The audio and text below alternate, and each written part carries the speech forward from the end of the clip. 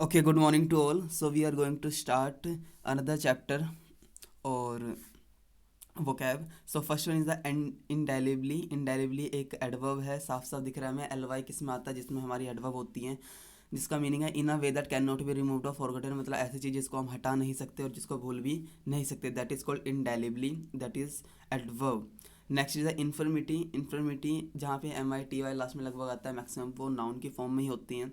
Infirmity noun है physical और mental weakness, किसी के फिजिकल और मेंटल वीकनेस को हम इन्फर्मिटी बोलते हैं. Next is edifice. Edifice noun है अ लार्ज इम्पोजिंग बिल्डिंग, जो बड़ी बड़ी इमारतें हैं, लार्ज जाइंट जो है, मतलब बड़ी बड़ी इमारतें हैं काफ़ी. So that is called edifice. Next dissent. Dissent क्या है? एक वर्ब है. होल्ड और express opinion that are at variance with those commonly और ऑफिशियली हेल्ड. ऐसी चीज़ें हैं ये कि आपका एक्सप्रेशन या कोई opinion that are at variance. That are at variance का मतलब हम, वेरियंस का मतलब क्या होता है? अलग अलग होना. वेरियंस मीन मोड मीडियन में निकालते हैं, वेरियंस वहाँ पे वो मतलब कितना एरर आ रहा है, कितना अलग अलग आ रहा है. सो that is called variance. Next is the vitiate. Vitiate means spoil और इम्पेयर द क्वालिटी और एफिशिएंसी ऑफ, डिस्ट्रॉय और impair the legal validity of. किसी चीज़ को स्पॉइल करना, मेक वर्स करना, किसी को बेकार करना और भी. सो विशिएट. विचिएट ये क्या है? वर्ब है. एंडोर्समेंट. एंडोर्समेंट क्या है? MENT वाले लास्ट में ज़्यादातर नाउन होते हैं. The action of endorsing someone or something support. Endorsement simple है कि किसी को सपोर्ट करना, समर्थन देना, that is called endorsement. Next is colossal, that is adjective. AL last वाले एडजेक्टिव होते हैं मेनली, मैं आपको रोज बताता चलूँगा. एक्सट्रीमली लार्ज और ग्रेट, जो काफ़ी ज़्यादा बड़े हैं, बहुत ज़्यादा जाइंट हैं, बड़े हैं, massive, that is called colossal.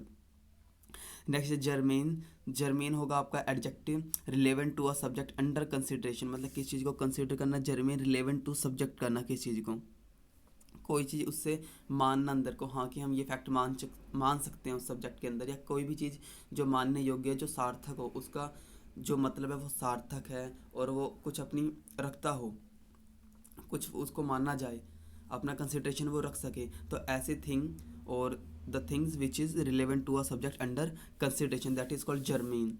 Next tempt.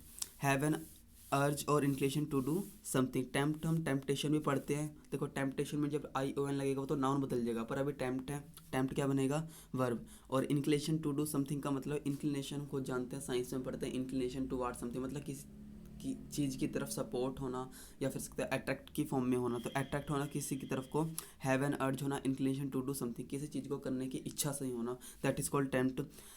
Extravagant. Extravagant क्या है? एक एडजेक्टिव है. Lacking restraint in spending money और using resources. Lacking restaurant. Restaurant का मतलब ऐसे रुकावट होती है, उसे साइंस में रेसिस्टेंस की फॉर्म में भी पढ़ते हैं. तो lacking restraint in spending money कि मतलब थोड़ी सी हम फिजूल खर्ची जो है वो कम करना बाय यूजिंग रिसोर्सेज. तो एक्स्ट्रावेजेंट है थोड़ी सी जो भी होता है जो स्पेंड करता है यूजलेसली. तो एक्स्ट्रावेजेंट होता है जो फिजूल खर्च ज़्यादा करता है, मतलब स्पेंड करता है यूजलेसली. और मतलब इसमें लाइन का ये है लैकिंग रिस्ट्रेंट इन स्पेंडिंग मनी और यूजिंग रिसोर्सेज, कि मतलब खर्चा करने में कम रुकावटें होना, मतलब वो ज़्यादा खर्चा करे, तो lacking restraint in spending money. Next is disposal. Disposal is the sale of shares, property और अदर एसेट, द एक्शन और process of getting rid of something. तो डिस्पोजल है, सिंपल है, sale of shares, getting rid of something, किस चीज़ से छुटकारा पा लेना, तो गेटिंग रिड ऑफ समथिंग. कोई भी चीज़ हो, चाहे प्रॉपर्टी हो, चाहे एसेट्स हो, किसी भी चीज़ से बस उससे छुटकारा पा लेना, दैट इज कॉल्ड डिस्पोजल.